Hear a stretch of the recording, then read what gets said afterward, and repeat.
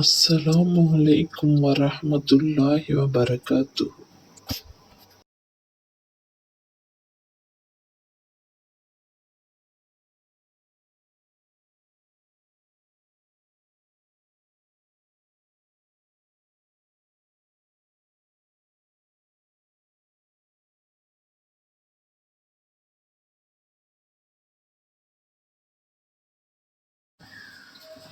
ஒவ்வொரு ஆத்துமாவும் தாம் செய்த நன்மையையும் தாம் செய்த தீமையையும் தமக்கு முன் காணும் நாளில் துக்கித்து தனக்கும் தான் செய்த தீமைக்கும் இடையில் நீண்ட தூரம் இருந்திருக்க வேண்டுமே என்று விரும்பும்.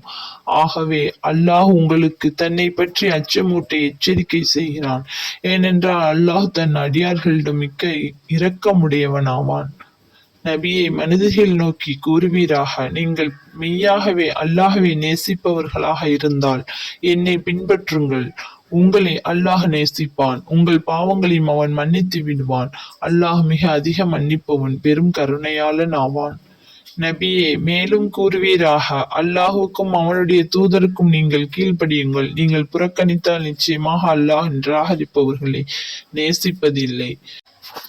நிச்சயமாக அல்லாஹ் ஆதமையும் அவருக்கு பின்னர் நூகையும் இப்ராஹிமுடைய குடும்பத்தையும் இம்ரானுடைய குடும்பத்தையும் அகிலத்தாரை விட மேலாக உயர்வாக தேர்ந்தெடுத்தான்.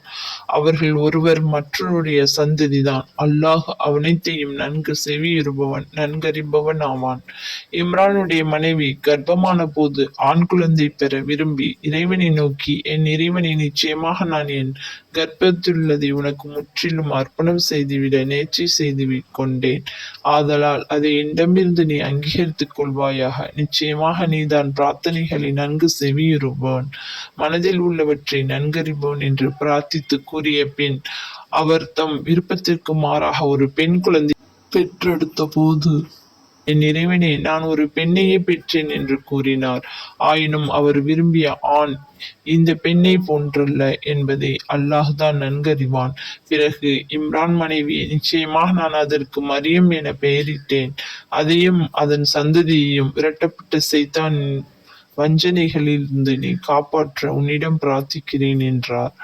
ஆகவே அவருடைய இறைவனே அதை அன்பாய் அங்கீகரித்து பரிசுத்தமாகவும் அழகாகவும் அதை வளரச் செய்து அதை வளர்க்க ஜக்கரியா பொறுப்பேற்றுக் கொள்ளுமாறும் செய்தான்.